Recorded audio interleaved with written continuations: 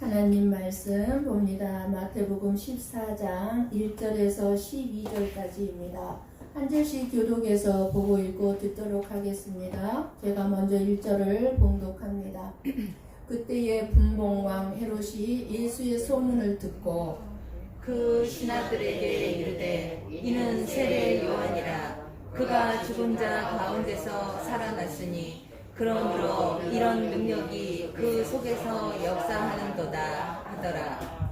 전에 헤롯이 그 동생 빌립의 아내 헤로디아의 일로 요한을 잡아 결박하여 옥에 가두었으니 이는 요한이 헤롯에게 말하되 당신이 그 여자를 차지하는 것이 옳지 않다 하였습니다. 헤롯이 요한을 죽이려 하되 무리가 그를 선지자로 여김으로 그들을 두려워하더니 마침 헤롯의 생일이 되어 헤로디아의 딸이 연석 가운데서 춤을 추어 헤롯을 기쁘게 하니 헤롯이 맹세로 그에게 무엇이든지 달라는 대로 주겠다고 약속하거늘 그가 제 어머니의 시킴을 듣고 이르되 세례 요한의 머리를 소반에 얹어 여기서 내게 주소서 하니 왕이 근심하나 자기가 맹세한 것과 그와 함께 앉은 사람들 때문에 주라 명하고 사람을 보내어 옥에서 요한의 목을 베어 그 머리를 소반에 얹어서 그 소녀에게 주니 그가 자기 어머니에게로 가져가니라. 요한의 제자들이 와서 시체를 가져다가 장사하고 가서 예수께 아뢰니라. 아멘. 아멘. 저는 오늘 우리 가운데 예배를 드리는 가운데 있습니다. 그래서 저와 여러분 가운데 죽은 영혼, 병든 영혼, 잠든 영혼이 없기를 소원합니다. 아멘. 고향 사람들의 배척을 받았던 예수님이 왜 이 시점에 세례 요한의 죽음을 지금 넣으셔서 우리들에게 무엇을 깨닫게 하시고자 하시는 것일까요? 도대체 이 세례 요한의 죽음을 이미 죽은 세례 요한의 죽음을 지금 말씀하시는 것은 저와 여러분과 무슨 상관이 있을까요? 하나님의 말씀은 어떤 말씀이든지 하나님의 자녀인 나에게 주시는 말씀이라고 했습니다. 그렇다면 오늘 본문의 말씀이 이미 세례 요한은 죽었는데 왜 죽음의 내용을 지금 말씀하시고 나와 무슨 상관이 있을까요? 세례 요한의 순교를 말하기 위함이 아니라 너희들도 이렇게 세례 요한처럼 순교를 하라는 것도 아니고 세례 요한이 도대체 무엇에 의해 죽었는가를 우리들에게 깨닫게 하심으로써 진리와 생명으로 오신 예수님을 배척하고 그 예수님을 십자가에 못 박아 죽인 것이 무엇인가를 깨닫게 해주기 위해서입니다. 예수님이 이 세상에 탄생하실 때에 예수님께 경배하겠다고 거짓으로 동방 박사에게 얘기한 그 헤롯 왕은 헤롯 대왕입니다. 성경 말씀에는 헤롯 왕이 다섯 왕에 대해서 나오는데 다 다릅니다. 헤롯이. 그런데 그 헤롯 대왕은 아기 예수님을 죽이려고 했던 헤롯입니다. 그 헤롯 대왕에게 아들 셋이 있었어요. 배가 다른 아들들인데 안디바, 빌립, 아켈라오 아들 3명이 있었는데 그 중에 한 아들이 오늘 나오는 헤롯 안디바예요.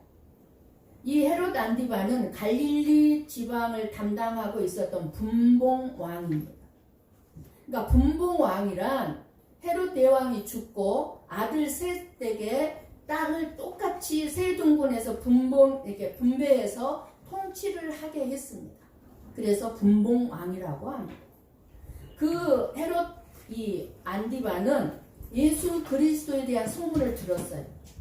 그런데 세례 요한이 죽어서 귀신이 되었고 예수님이 그 세례 요한의 귀신을 자기 몸에 불러들여서 권능을 나타내는 것이라고 생각하였던 것입니다. 하나님의 말씀은 결코 헤롯의 생각처럼 사람이 죽어서 귀신이 된다고 말씀하지 않습니다. 근데 귀신들이 죽은 사람의 흉내는 기가 막히게 잘 내서 나타나기 때문에 사람이 죽어서 귀신이 되는 줄 알아요. 많은 사람들이. 근데 결코 사람이 죽으면 귀신이 되어 돌아다니는 것이 아닙니다. 하나님의 말씀에서 말하는 귀신은 사탄의 졸개 들려서 타락한 천사들을 가리키는 말입니다. 하나님은 아주 분명하게 죽은 사람의 영혼은 죽는 즉시 나에게서 내 육체에서 몸이 떠나간 즉시 낙원이나 음부로 가서 최후의 심판을 기다리고 내세와 현세 이 세상을 왕래할 수 없다고 분명하게 말씀해주고 있습니다. 분봉왕 이런 헤롯이 이렇게 세례 요한을 옥에 가두게 된 것은 헤롯이 그 동생 빌립의 아내를 취해서 사는 것이 옳지 않다고 세례 요한이 지적하고 책망했기 때문입니다. 분봉왕 헤롯은 원래 아랍의 왕 아레다의 딸과 이미 결혼한 상태였습니다. 부인이 있었어요. 공주, 아레다 공주. 그러나 이 헤롯이 로마를 방문했을 때 이복 동생 이 빌립의 집에서 머무는 동안에 그 동생의 아내인 헤로디아가 너무너무 예뻤어요. 그러니까 그 헤로디아를 유혹해서 두 가지 죄를 짓게 됩니다. 그 두 가지 죄가 뭡니까? 이유 없이 아내를 버린 죄. 율법에는요, 이유가 없이 아내를 버리면 안 된다고 그랬어요. 그 죄예요. 이유 없이 아내를 버린 죄와 그리고 동생의 아내를 유혹한 것입니다. 세례 요한은 율법적으로 용납될 수 없는 헤롯의 이 죄를 지적하고 책망하였던 것입니다. 헤로디아는 그런 요한의 지적과 책망을 듣고 괘씸하게 여겼어요. 그래서 원수로 생각했습니다. 여러분, 우리가 누군가를 원수로 생각하면은요, 그 생각으로만 끝나지 않습니다. 그 사람을 죽이고 싶어 합니다. 그래서 살인사건들이 일어나는 거예요. 악함으로 드러납니다. 원수로 그냥 내버려 두지 않습니다. 어떻게든지 악함이 드러납니다. 자신의 죄를 지적하고 책망하면서 잘못을 돌이키고 회개하라는 세례 요한을 오히려 잡아서 감옥에 가두었습니다. 헤롯은. 그런데 헤롯의 생일잔치의 분위기가 이제 고도에 올라가고 흥분함으로 말미암아서 헤롯 왕은 세례 요한의 목을 베어 그 머리를 소반에 얹어서 헤로디아의 딸에게 주는 일을 행하고 말았습니다. 저와 여러분이 오늘 본문의 말씀을 읽고 듣고 세례 요한을 죽인 것이 헤로디아이든 아니면 그의 딸이든 아니면 헤롯이든 여기에다가 중심을 두게 되면 나와 무슨 상관이 있는가? 세례 요한을 죽인 일로부터 나는 자유롭게 됩니다. 저와 여러분은 헤롯도 헤로디아도 딸도 아니기 때문에 그렇습니다. 예수님을 죽인 일도 동일합니다.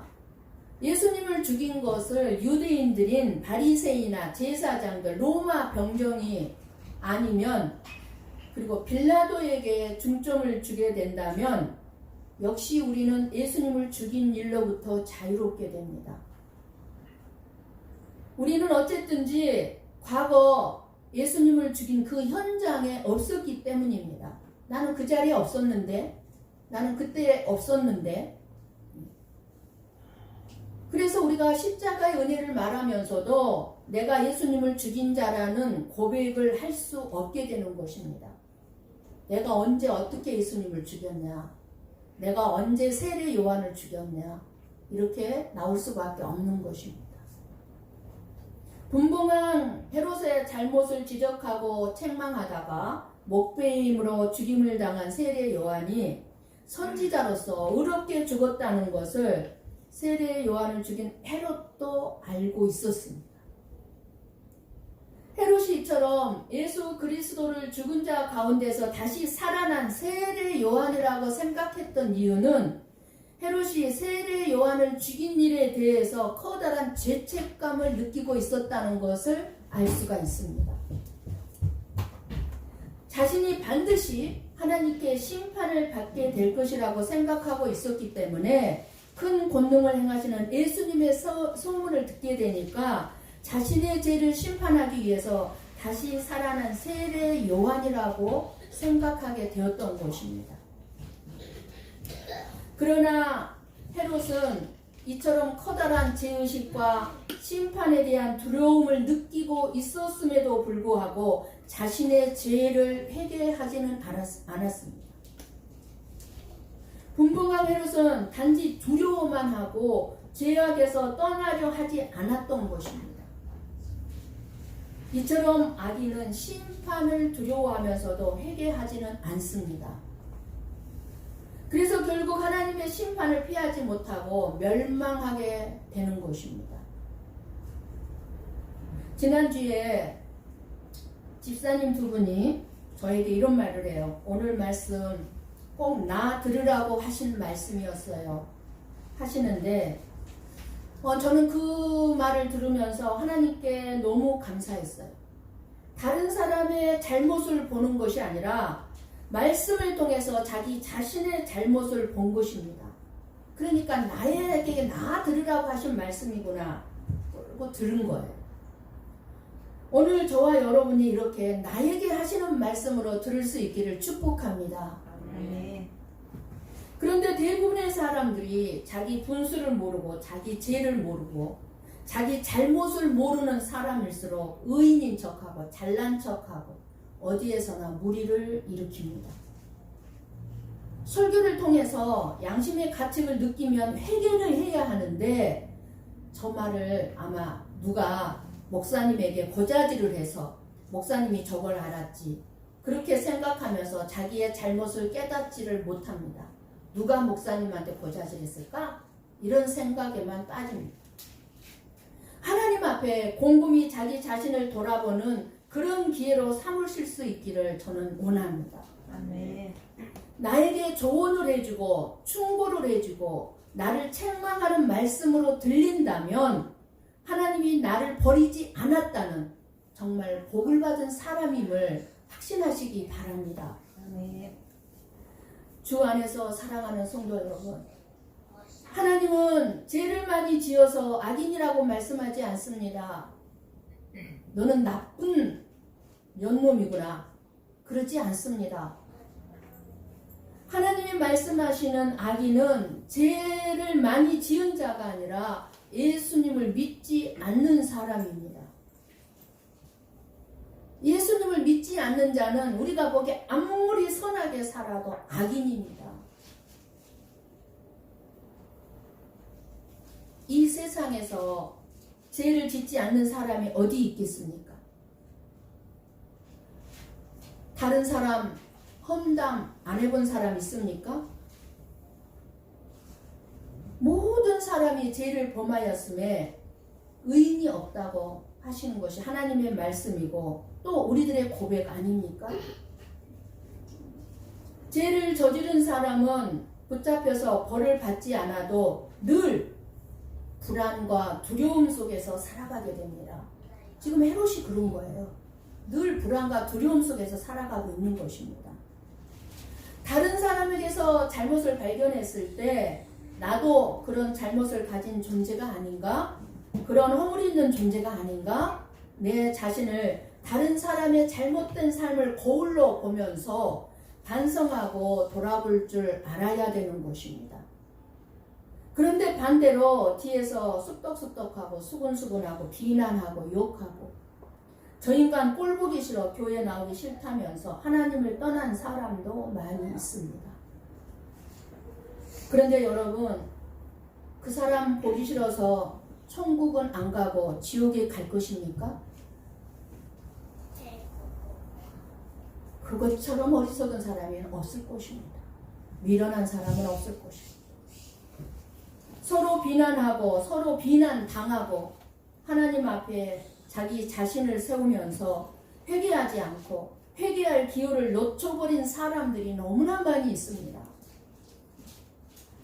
여러분, 저와 여러분은 다른 사람에게 말하기 전에 내 자신을 하나님 앞에 세우면서 회개하고 기도하고 그리고 내 주변의 형제들을 향해서 사랑으로 기도해 주면서 그들의 허물과 연약함들을 사랑하는 마음으로 기도해 주고 정말 진정으로 사랑하는 마음으로 조언하고 충고할 때 그 사람이 그것을 알아듣습니다. 근데 사랑하는 마음이 없이 그 사람의 잘못을 지적하면요 절대로 알아듣지 못합니다. 오히려 악감정만 품게 됩니다. 그렇기 때문에 내 마음에 상대방을 진정 사랑하는 마음이 있으면 그 사랑하는 마음으로 충고해 줄 수 있는 그리고 조언을 들을 수 있는 충고를 받아들일 수 있는 저와 여러분이 되기를 축복합니다. 예수님을 부활한 세례 요한이라고 생각한 것은 헤롯만은 아니었습니다. 당시 많은 사람들이 그렇게 생각했습니다. 그래서 예수님께서 제자들에게 묻죠. 사람들이 나를 누구라고 하더냐 이렇게 예수님께서 물으실 때 여러 가지 대답들이 나왔지만 그 중에 하나가 세례 요한이 살아났다고 하는 것이었습니다. 세례 요한의 죽음은 이렇게 많은 사람들에게 큰 충격이었습니다. 요한은 죽을 죄를 지은 것도 아니었고 그렇게 죽어서도 안 될 사람이었습니다. 여러분 오늘 본문의 말씀 보면서 너무너무 끔찍하지 않습니까? 목을 베어서 이 목을 쟁반에 담아서 가지고 다니는 거예요. 지금. 세례 요한이 이렇게 헤롯에 의해 살해당했다는 것이 모든 사람들에게 너무너무 고통스러운 일이었습니다. 그러던 차에 죽은 요한과 나이도 비슷하고 전파하는 메시지도 같고 그런 예수의 선물을 들었을 때 사람들은 세례 요한이 부활한 것이 틀림없다고 생각한 것입니다. 세례 요한이 첫 번째로 외친 말씀이 뭐였습니까? 회개하라 천국이 가까이 왔느니라. 동일하게 예수님의 첫 말씀도 회개하라 천국이 가까이 왔느니라 였습니다. 그러니까 예수님을 죽은 자 가운데서 살아난 세례 요한으로 착각한 것은 예수님과 세례 요한을 같은 사람으로 여겼다는 뜻입니다. 그리고 세례 요한의 죽음에 대해 얘기하는 것은 죄를 짓지 않은 세례 요한을 죽인 것과 같이 죄 없으신 예수님을 배척하고 죽일 것임을 명확히 드러내지 않고 가만히 깨닫게 하시고자 말씀하신 것을 우리가 이 시간에 이해할 수 있습니다. 세례 요한인들 죄가 없었겠습니까? 그러나 우리들이 보기에 세례 요한은 죄를 짓지 않은 세례 요한이었는데 죽임을 당했어요. 그리고 그와 비슷하게 죄를 짓지 않은 예수님이 아니라 죄가 전혀 없으신 예수님을 배척하고 이렇게 세례 요한처럼 죽일 것이라는 것을 우리들에게 깨닫게 해주시려고 이 자리에 이곳에 지금 이 말씀을 집어넣은 것입니다. 예수님께서.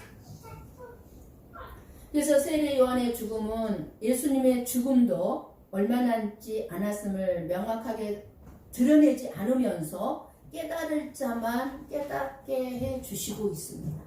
그러니까 세례 요한의 죽음을 들으면서 누가 예수님도 이렇게 죽을 것이라고 깨달을 수 있었겠습니까? 절대로 깨달을 수 없죠. 그런데 하나님께서는 깨달을 자에게만 깨닫게 해주신다는 것입니다. 예수님의 죽음을 앞당겨 보여주고 있음을 또한 알 수가 있습니다. 세례 요한은 자기의 사명에 충실함으로써 하나님의 영광에 동참하게 된 것입니다. 수많은 사람들이 세례 요한의 죽음을 비참한 죽음, 정말 안 됐다고 넘어서서 불쌍한 죽음이라고 생각들 합니다. 그러나 저나 여러분이 이렇게라도 순교할 수 있고 죽을 수 있다면 그것은 엄청난 놀라운 죽음입니다. 비참한 죽음이 결코 아닙니다. 천국은 이러한 희생에 의해서 이루어지는 것입니다. 예수님의 십자가의 희생의 죽음으로 이루어진 천국이기 때문에 저와 여러분은 이런 희생적인 죽음에 의해서 세워진 천국의 삶을 알아가고 살아가게 되는 것입니다. 이런 희생적인 죽음의 터위에 살아가는 사람들이 바로 저와 여러분임을 잊지 말아야 합니다. 그러므로 오늘 저와 여러분의 삶은 십자가의 사랑과 은혜를 드러내는 삶을 살아야 하는 것입니다. 다른 사람은 무시한 채 오직 자기 하나만을 위하고 자기의 인정만을 받기 위하여서 신앙생활하는 것은 종교인에 불과합니다. 종교인이에요. 자기의 희생이 없기 때문입니다. 나의 희생이 없는 곳에는 천국이 이루어질 수가 없습니다. 그런데 우리는요, 내 희생이 이루어지면은 그것이 천국이 아니라고 생각합니다. 아니요. 내가 희생되어지는 그곳에 바로 내가 천국을 이루어가고 다른 사람이 천국의 맛을 보면서 살게 되는 것입니다. 교회든 가정이든 직장이든 마찬가지예요. 한마디로 얘기하면 나의 희생이 있는 곳에는 그곳은 바로 천국이 이루어지는 것입니다. 찬양대원들이 자기 소리만 크게 내면 불협화음을 드러내게 됩니다. 자기가 볼 때는 열심인 것처럼 보이지만 때로는 자기의 소리를 죽이고 다른 찬양대원의 소리를 들리게 해야 될 때도 있음을 알고 찬양대원들은 찬양을 합니다. 그러나 그런 것을 생각하지 아니하고 그저 내 목소리만 크게 내려고 한다고 한다면 자기 자신은 얼마나 열심히 하고 있는가만 생각할 것입니다. 나는 이렇게 열심히 해. 자기 자신이 얼마나 열심히 하고 있는가만 생각하지 말고 하나님이 원하시는 희생의 길로 가고 있는가를 확인하고 우리는 확인하면서 우리가 살아가는 삶을 돌아보아야 합니다. 무엇이든지 하나님이 알아주고 인정해주는 것으로 정말 내가 만족할 줄 안다면 하나님이 나를 알아. 내가 하고 있는 내 생각, 내 마음, 내 행동 왜 이렇게 할 수밖에 없었고 왜 이렇게 하는지 하나님이 나를 알아주고 있어. 나는 그것으로 만족해. 이렇게 만족할 줄 안다면 사람들이 알아주지 않아도 어떤 경우에도 감사가 있고 기쁨이 있기 때문에 다른 사람 탓하지 아니하고 하나님이 원하시는 희생적인 삶으로 살아가게 될 것입니다. 그런데 우리가 왜 희생적인 삶을 살지 못합니까? 안 알아주니까요. 사람들이. 나만 바보짓하고 살고 있는 것 같으니까요. 나만 손해보고 살고 있는 것 같으니까요. 그런 미련한 삶 살고 싶지 않은 거예요. 미련하게 생각한 거예요. 바보 같다고 생각하는 거예요. 그러니까 포기해버려요. 안 살아요. 하나님이 오늘 또 이 말씀을 주신 이유는 내가 누구인지 내가 어떤 사람인지 보게 하기 위해서입니다.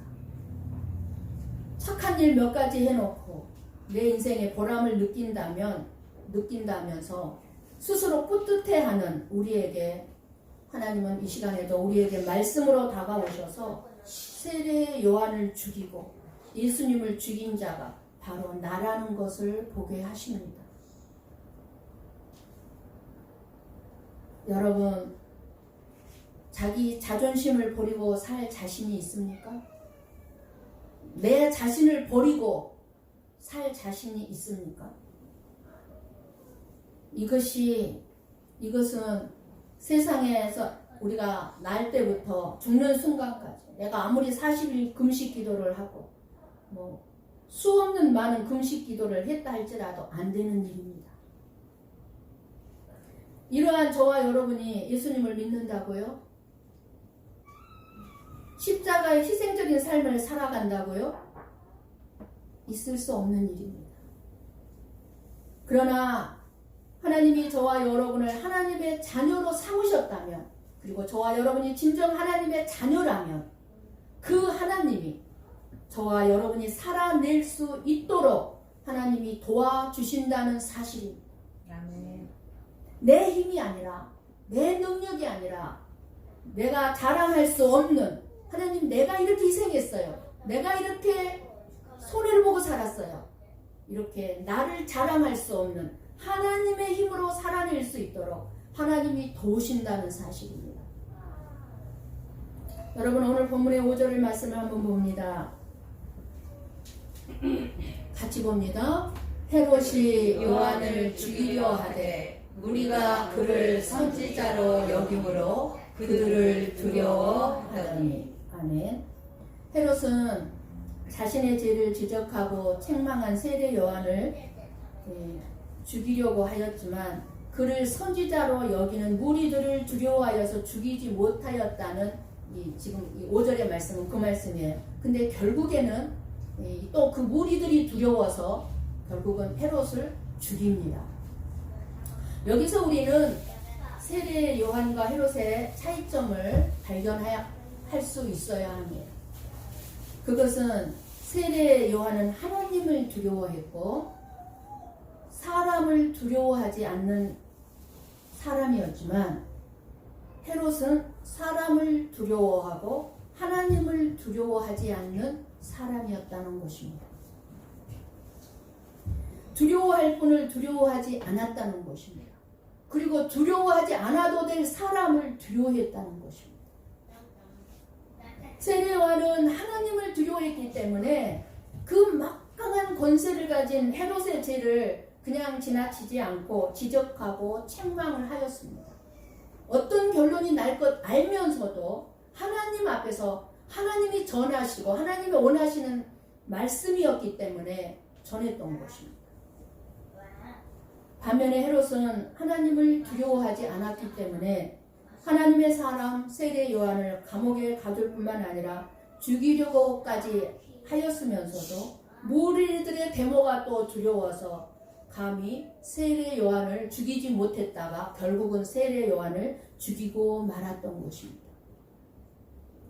하나님의 살아계심을 믿는 사람은 사람이 보든지 보지 않든지 사람들이 원하든지 원하지 않든지 언제 어디서든지 하나님이 나를 보고 있고 나를 알고 있고 나를 지켜주고 있고 알기 때문에 오직 하나님만을 의식하고 하나님이 기뻐하시는 뜻대로만 행동하지만 안 믿는 사람들은 오직 사람들만을 의식하기 때문에 사람들이 원하는 대로 행동을 하는 것입니다. 헤롯뿐만 아니라 저와 여러분도 사람들을 두려워할 게 아니라 하나님을 두려워해야 될 줄을 믿습니다. 우리 한번 히브리서 12장 15절 말씀을 봅니다. 같이 봅니다.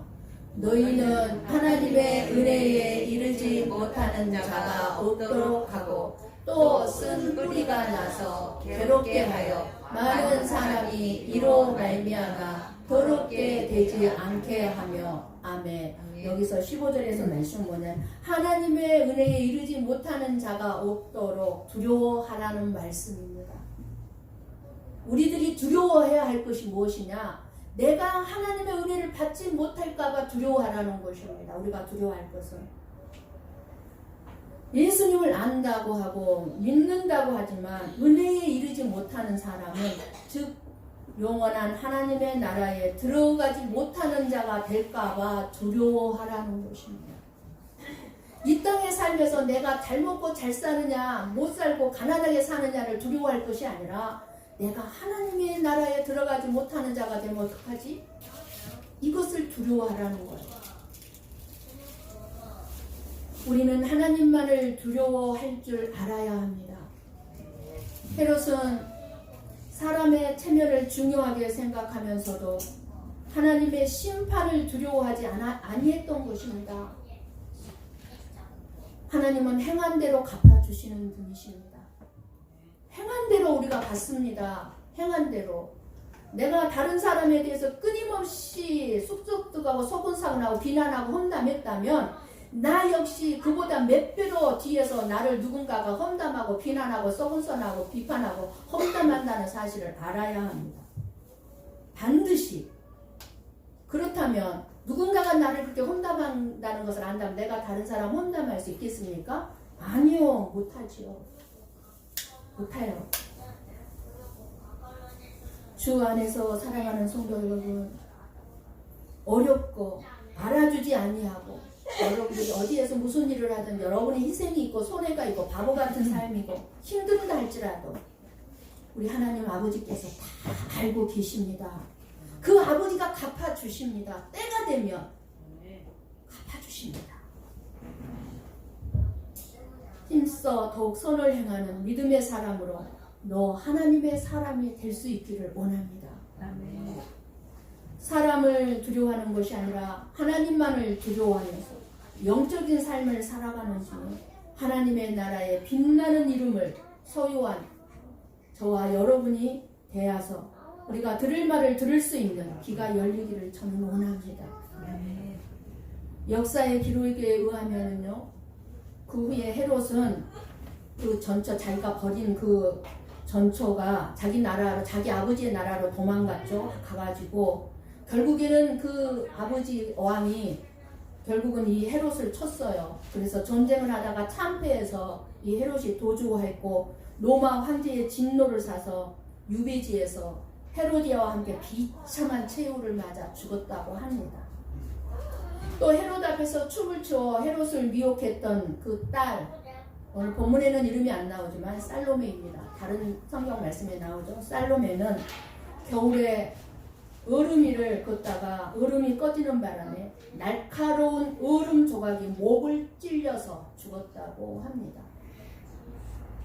우리가 어떤 죽음을 맞이해야 할지 걱정한다는 것이 실감나는 일은 아닐지 모르겠지만 저와 여러분은 오늘 밤에라도 하나님 앞에 설 준비가 되어 있어야 합니다. 세례 요한의 죽음, 그리고 헤롯과 헤로디아 그의 딸의 죽음을 우리가 생각하면서 정말 세례 요한이 선지자로서 메시아의 길을 예비하는 삶을 살았던 그 세례 요한은 그에게 어울리는 의로운 죽음으로 하나님께 영광을 돌렸습니다. 죽음은 나의 삶의 결론이고 영원한 삶의 출발선입니다. 끝이 아닙니다. 죽음은 이 땅의 삶의 결론이에요. 결론. 이 땅의 삶의 어리석은 인생을 산 사람은 어리석은 죽음을 맞게 될 것입니다. 희생과 자기 부정을 하고 자기 자신을 내려놓고 자기 자존심을 내려놓는 사람의 거룩한 삶의 마지막은 거룩하고 영광스러운 죽음일 것입니다. 오늘 저와 여러분의 하루하루 삶은 우리가 어떤 죽음을 맞이하게 될 것인지 결정하게 될 것입니다. 말씀을 들을 기가 없어서 자기 죄를 보지 못하는 악인의 죽음은 심판과 형벌이지만 지적과 책망을 들을 기가 있어 오늘 이 시간에 오늘 또 나에게 주시는 말씀이구나 회개하는, 그래서 그러한 죽음은 하나님께 영광을 돌리는 것이며 하나님 앞에 서는 축복일 것입니다. 우리는 언젠가 죽음을 맞게 될 것인데 요한과 같은 순교를 하는 거창한 죽음은 아닐지라도 성실하고 경건한 삶의 결과로 하나님께 영광 돌리는 죽음을 맞이해야 될 것입니다. 오늘 내가 사는 모습이 내가 맞이하게 될 죽음의 모습이라는 것을 우리가 기억하고 매 순간을 하나님 앞에서 나와 하나님과 상관이 있는, 나와 하나님과 무슨 상관이야가 아니라 나와 하나님과 상관이 있는, 그래서 하나님 앞에서 성실하게 살아가는 저와 여러분이 되시기를 주님의 이름으로 간절히 축원합니다. 아멘. 기도하겠습니다.